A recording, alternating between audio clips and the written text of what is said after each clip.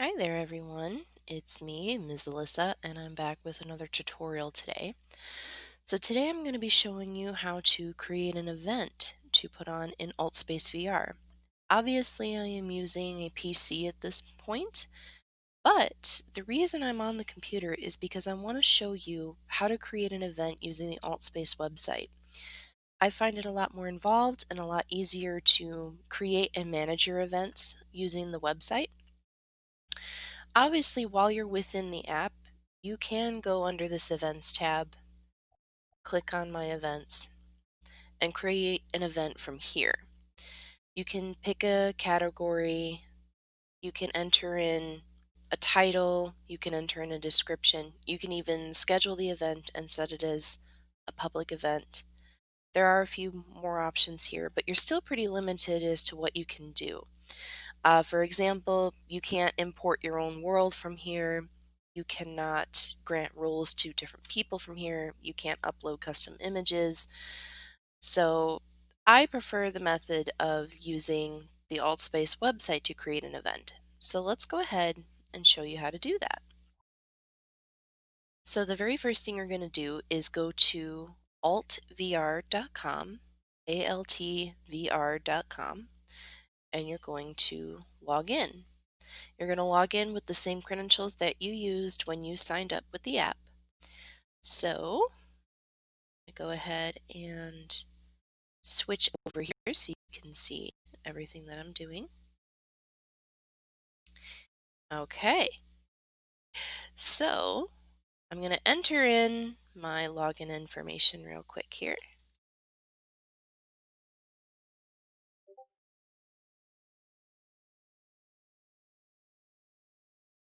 Right, let's go back.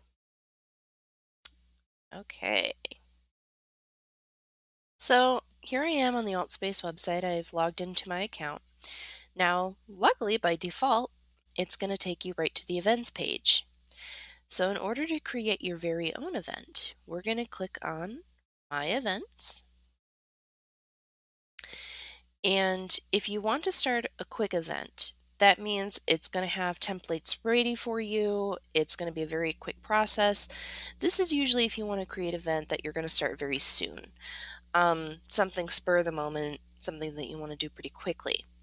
What I'm going to show you how to do is how to schedule an event ahead of time, something that you can put a little more thought into, have some time to really create something very unique to you.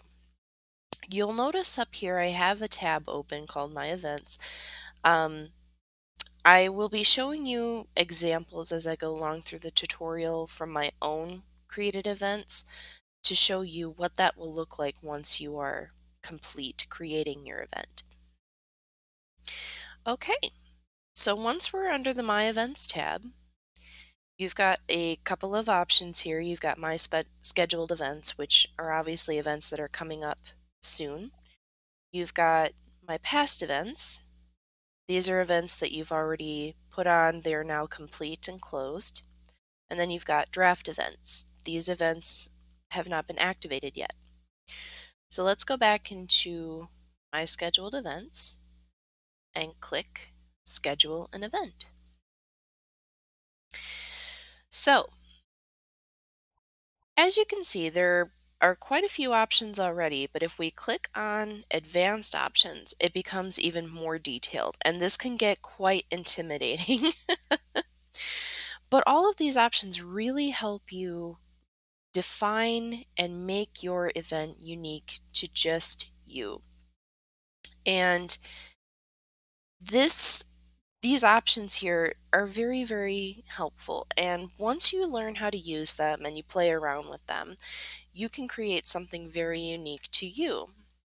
So for the sake of this tutorial, I'm going to be creating a fake event just to show you the process. I decided to put on an event regarding roller coasters because I am a huge roller coaster fanatic, and I would like to host an event that focuses on roller coasters, how awesome they are, how much fun they are, the history of roller coasters, etc. So the very first thing that you would want to do obviously after deciding what kind of event you want to host, is picking an environment for your event to take place in.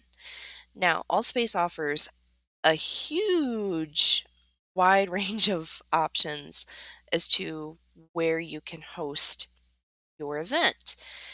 Anything from nightclub scenes to office environments to game shows, all the way down to talk shows and dance parties. So, for this particular event, I want the audience to be able to participate with me. So, I'm going to take a look here and see if there are any spaces that really make my event unique to my needs. Let's see. I'm kind of liking the late night set. As you can see, there's a stage there, there's auditorium seating, there is a presentation stage. I don't really plan on presenting too much, so I'm not sure I would need that. There's a meeting area here, which would be really cool. That way, everybody can really feel involved. I think I'm going to go with the meeting space. Once you click on your template, it's going to light up blue. That means that template is selected. So we're going to go back up to the top here. And I just came up with a really quick name for this fake event called Roller Coaster Coffee Talk. Underneath the description, you want to give a brief synopsis of what your event is going to be about. So when people go into the app and they look through the events, they know what to expect from your event. So I'm going to let people know that this event is dedicated to talking about all things roller coaster. I'm going to ask, are you a fan of these thrill rides? Then come on in and talk with other roller coaster fanatics. All right. So this description lets people know what the event is about, that they can come in and talk about roller coasters. So the next thing to decide is when to host this event. And the website makes it really easy because all you need to do is click on your date.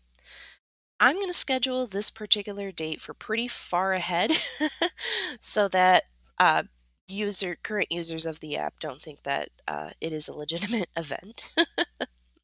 So I'm going to set it for a few weeks from now. So I'm going to set it for June 12th. So you have your start date here and you have your end date here. You want to make sure that they match. Otherwise, your event could potentially it could end prematurely and then nobody will be able to get in. It could also glitch to the point where you won't be able to get in. So just make sure that your start and end times are appropriate. If your start and end time of the day is the same, the event will automatically close. So you want to make sure that you change the start and end times so that they are correct. I would like to start this event, for example, at 9 a.m. And these times here are according to your current time zone. And the website and the application will automatically adjust these times, start and end times, for other users in other time zones, even international users. So don't be afraid. If 9 a.m. your time works for you, that's perfect. It will adjust that time for people in other time zones so that they can attend your event at the appropriate time. I'm going to have this event last for 1 hour. So I'm going to change the end time to 10 a.m. Okay, so the date matches, the times are appropriate. All right, we can move on. You'll notice under most of these options, you'll see a little green question mark. And these question marks are little helpful tips. They let you know what that exact option is all about. So as you can see here, if we look under category, This will allow you to associate this event with a category to improve discoverability. So if people are looking for a specific type of an event, they can select one of these and it'll bring up all of the active events under that category. So for this particular event, it's not really a talk show, it's not really a performance, it's more of a meetup since I'm going to have a lot of audience participation. I want to be able to talk to my guests and discuss different things about roller coasters. So I'm going to select meetup. Event type. If you want your event to be private, meaning only those with the link can get into the event, you would select private.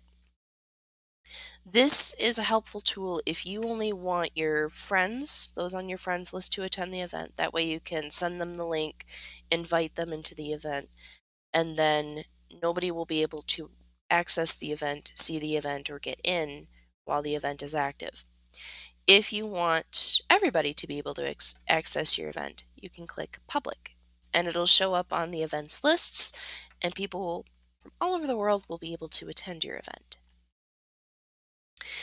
If we come down here to channel, this is where it gets a little more advanced. For the sake of this tutorial, since we are just starting out, we're going to forego the channel option. In a nutshell, you will be able to create a channel eventually if you have an ongoing event, something that repeats. For example, I have two events that I do on a regular basis. My featured event, Unpopular Opinions, I'll show you real quick, does in fact have its very own channel. And this channel allows my subscribers to get notified whenever I activate another event so that they know that they can RSVP and attend the next event. If you would like more information on channels, please, please, please feel free to reach out to me on Discord and I'd be happy to help you through the process. But again, since this is a very simple tutorial for those just getting started creating events, we're going to forego the channel option for now. Okay, so you've noticed from most people's events that there are custom images that are associated with them. For example, Mike P, he uploaded this really cool image for open mic night. Jen's house party, Jen uploaded this awesome custom image. I uploaded the ladies and gents mixer image as well as the unpopular opinions image. And if you really want to catch people's eye, I highly recommend uploading your own image to advertise your event. If you do not upload an image, it will default to the image associated with the template that you chose. So the image of this little meeting room here, that is the image that will pop up when people see your event listing. Luckily, I already chose an event or chose an image to be associated with my event. So I'm going to go ahead and pull that up. Now, there are two different options here. There's the tile image and the background banner image. Now, this is actually pretty confusing, even when reading the little green question mark. It took a little trial and error to figure out exactly what the difference was between these two images. So I'm going to tell you right now. So I'll go under here. This tile image is what you see when the event is listed on the website as well as within the app. So if I go within the app here, open my menu, click on my events, you can see the tile images listed here. These are the pictures that show up when your event is advertised, whether on the website or within the application itself. But then you also have the background banner image, and it took me a little while to figure out what this particular image was, but I eventually figured out that it is actually, when you click on an event on the website, it's actually this image right here. If you select the option to have the tile image copied to be the background banner image, what that will do is compress that tile image this picture here that you see when my mouse isn't hovering over it, it'll compress it and condense it, and it'll show up here. I learned for my repeating events that making a banner image to a better ratio was a lot nicer, a lot cleaner on the page. So when people click on this, they don't have to scroll all the way down to find the information. Otherwise, the image is very, very large. So that is a personal preference of my own. Um, if you do anything, I highly recommend uploading a custom tile image so people get an idea of what your event is all about. You can remove the tile image, and again, you can copy it to the background banner image. I did not make a custom background banner this time for the sake of this tutorial, so I'm going to go ahead and skip that. Okay, so down here, while in VR, you can grant your guests different contextual roles. You can let them have a megaphone, you can let them have the ability to fly. For the sake of this event, I am not going to allow my guests anything other than the ability to use a megaphone. So I'm going to go ahead and type megaphone underscore only. And if you would like a list of these particular contextual roles, I will link them down in the description once this goes on to YouTube. And you will be able to find different roles and what they grant to your guests. And these go for not only events, but your custom worlds as well.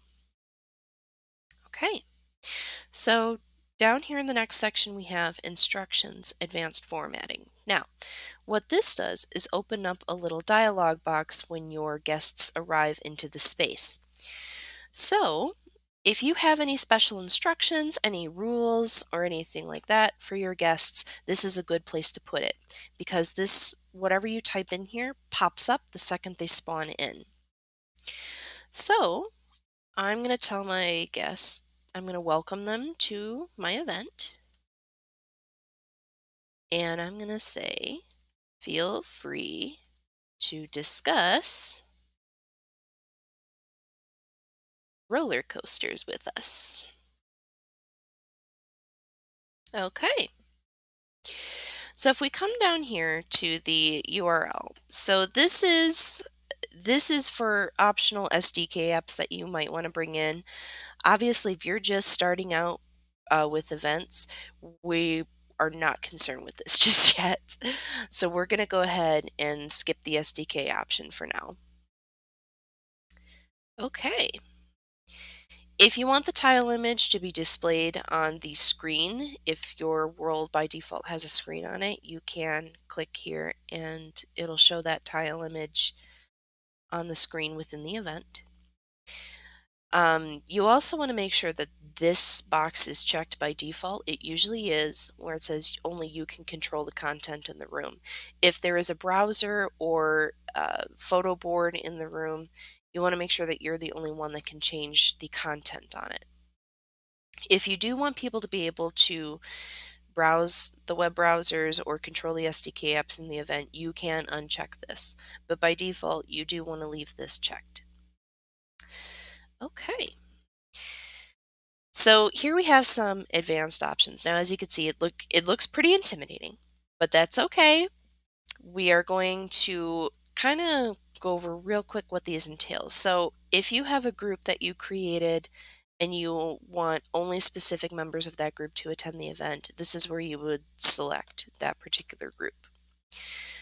Tagline is just what you would find underneath the title of your event when looking it up on the website. So here, my little tagline is Episode 10, Nonconformists Unite or Not. Just a fun little explanation or fun little quote that you want to put underneath your title. This particular section here, the tagline, does not appear within the app itself, only on the website. So if we go into the Events tab, you can see there's no tagline here. All we see is the title. So if you want to put something, I always put a little funny little note under here. Nice little surprise for people to find. Domains is in regards to any websites or presentations that you want to bring into your event. Again, for the sake of the tutorial, we're going to skip over this since you are just starting out. Now, you do have the option, if you have already built a world with an Altspace, you have the option to import that world and copy it for your event, which is really cool. As you can see, I actually have a couple of event spaces that I use that I built, and I can manipulate those spaces and bring them in for my events. This is very helpful if this is an event that you want to repeat.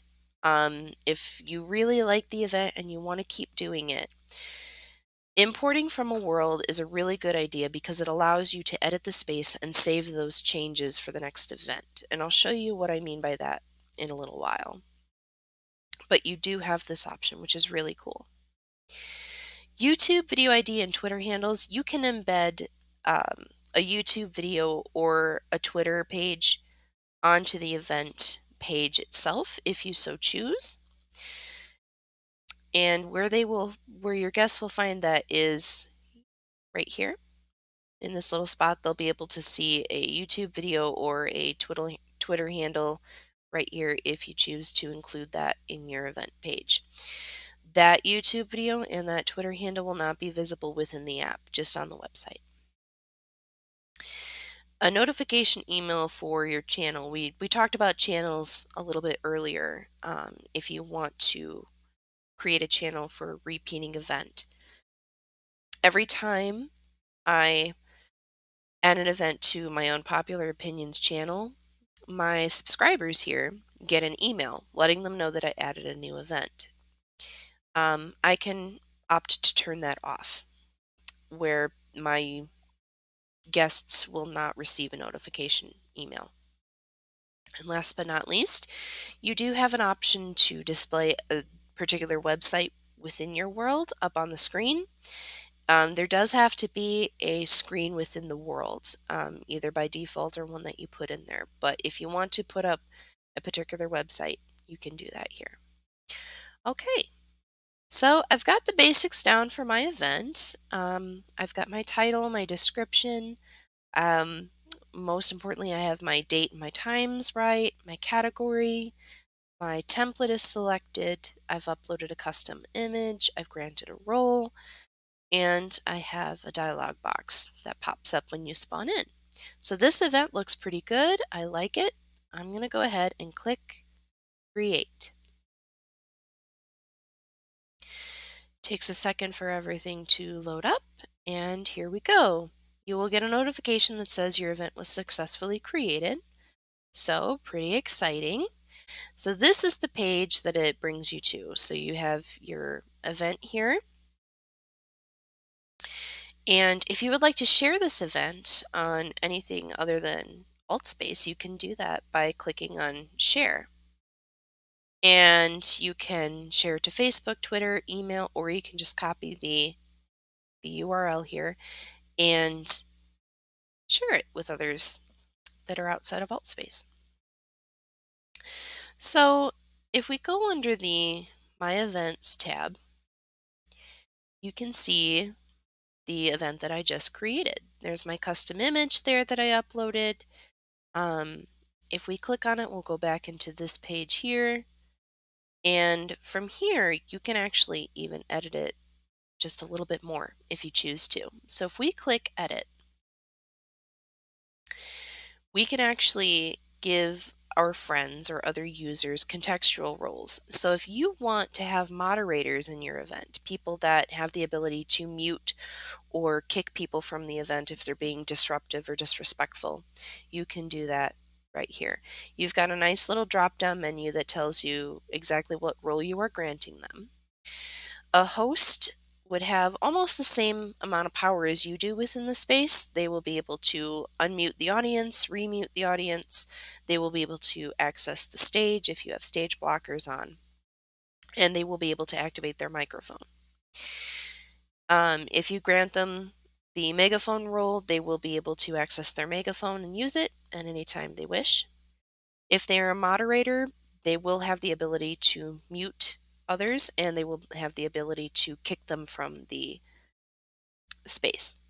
If you give them the musical performer role, they will have access to the stage even if the stage blockers are on. Same thing with the presenter role. If you grant them the pilot role, they will be able to fly. And if you give them terraformer rights, this means that they can edit the space. They can add things to the event space, and they can take things out. So you want to be very careful which roles you grant to certain people. If there is anybody that you do not wish to participate in your event, somebody that you don't get along with, somebody that has been harassing you, you can add their username here and they will not be able to access your event, even though it is public. So you have quite a few different options here. And this is the best part about starting an event within the website. It gives you a lot more freedom, a lot more control over your event. So I'm going to go ahead and go back. And as you can see here, you will know whether or not your event is active. If it says active, that means it's ready to go. It is showing up on people's lists. If they go under their events tab within the app and they select all, obviously there are a lot of pages here and it's going to take a while to scroll all the way to that particular event that I just created because it's a couple of weeks in advance. But eventually they will be able to scroll and find that event. And if it is an event that they are interested in, like Center Stage, I'm a huge fan of Center Stage, uh, hosted by the lovely Natalia, they can click interested. And if somebody clicks interested on your event, that means they will get an email notifying them an hour before the event starts to let them know, hey, come on into VR. This event that you're interested in is just about to start. Okay. If you want to completely end the event early, you've decided that you don't necessarily want to delete the event, but you don't want it to be active any longer, you can select to end the event. If you want to set it as a draft, you can do the same thing here. I'm going to show you what that entails. So you'll get a little dialog box here that does ask you, are you sure you want to make this event a draft? It will put your event into the Mad Draft section and remove it from the schedule. We're going to click OK. And now if we go scroll down, the state will change to pending. What this means is your event is no longer on the schedule. People will not be able to find it. So if we go under my events, it is no longer under scheduled events. It is under draft events. And this is great if there are things that you want to add to your event or change about it. That way it's not listed, people can't interest it. You haven't really decided where to go with this event. It keeps it in a pending state for you. When you're all done editing and it's perfect and you're ready to put it on the schedule, you just click Activate Event. And again, the website will prompt you to make sure that, yes, this is what you want to do. And you click OK. If you did, in fact, import one of your worlds for this particular event, you can make changes to that world. And once you make changes to that world and you want those changes to reflect within your event space, you would click Re-import World. And there will be a little dialog box that confirms and gives you a little information on what that entails. I did not use a custom world, so I don't need to do that. If the event was successful and you would like to do it again, you can click Duplicate Event. And what that'll do is make a new copy of that event. Now, it's very important to note that when you duplicate an event, it does not duplicate any changes that you made to the event space while the event was taking place. So here's the duplicated event. It'll copy everything else. It will copy the description, it'll copy the title, it'll copy the template. It'll copy all of the roles, and it'll even copy the start and end times. So these you would need to change before you activate this future event. Now, if you made any changes during your event, let's say you added some objects to the event space. If you duplicate the event, those objects will not appear in the duplicated event. You do have to either go in and to the new event and add those objects again, or B, go into the world that you imported from, make the changes in there, and then re-import your world. Now, I know that seems a little confusing, but the more you play around with it and the more you really dive in headfirst, the easier it becomes, and it eventually does become second nature. Okay, we'll go back into our event page here. If you completely want to delete event, of course you can do that here. And if you do click on it, you will get a prompt that says, hey, are you sure you want to do this? You will no longer be able to enter and edit this event. Now, featuring your event. This is where a lot of people have a lot of questions. So when you feature an event, there are a couple of requirements that you do have to meet before your event is featured by AltSpace. Now, a featured event is an event that AltSpace will actually promote for you. So if we go into the events tab here within the app and we click on this week, AltSpace will actually give you a list of their featured events, and you can scroll through and you can find them. You can search by date and you can scroll through, see what kind of featured events are offered that day. You can get the info on those particular events, scroll through, read their descriptions, and if there's anything that you're interested in, you can click on interested. Your event does have to meet the AltSpace terms of service. Your event space does have to be optimized for mobile users so that they don't go into the world and crash. So if you do want your event to be featured by AltSpace, you would just simply click this little button and you'll have a prompt that says submit, and you would click OK. I don't want to feature this event because it is not a real event, so I'm going to click cancel. But just keep in mind that your event does need to meet certain requirements before it is featured. And obviously, it does have to be an appropriate event. It does have to be optimized. The space has to be optimized. The events team here at AltSpace is fantastic at communicating with you and getting in touch with you if you want to feature your event, and maybe there's something wrong with your space. Maybe there's a kit that's too large, it's not optimized, but they will reach out to you and let you know exactly why they can or cannot feature your event. So keep an eye on your email. That is how they will contact you if you'd like to feature your event. You can also reach out to the events team at help.altvr.com and submit a ticket there if you have any questions regarding events.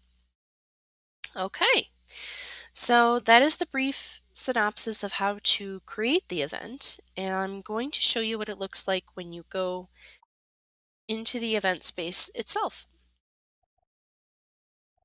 So under my events here, there's my little event that I just created. I'm going to hop in there real quick.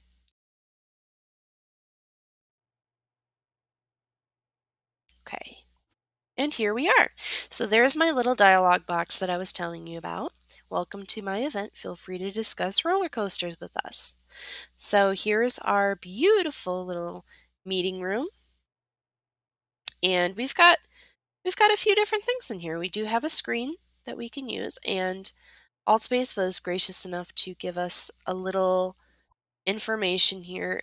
You can use slides if you'd like. You can have a slide presentation.